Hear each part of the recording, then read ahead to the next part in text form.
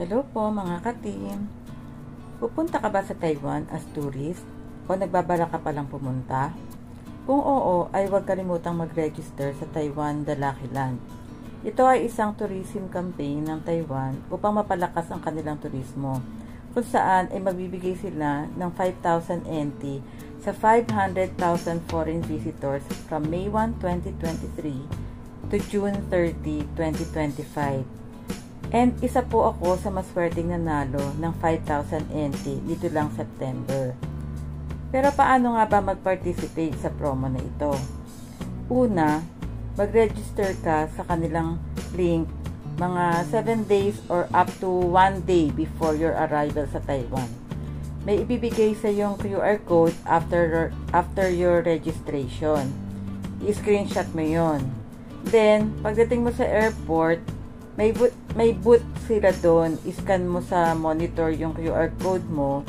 Then, lalabas sa screen kung nanalo ka o hindi.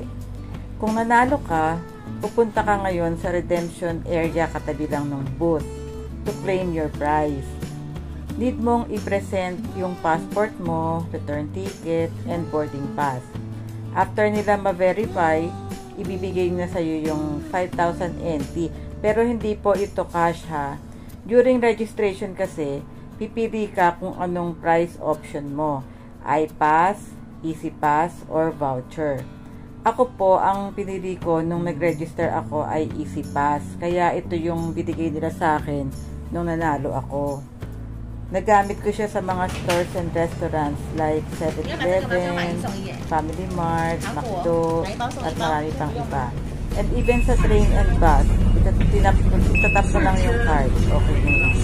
So, kung either nakabook ka na or nagbabala ka palang pupunta sa Taiwan, huwag kalimutang mag-register sa Taiwan The Lucky Land.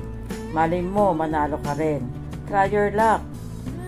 Nasa ibaba po yung link kung saan pwedeng mag-register. Good luck!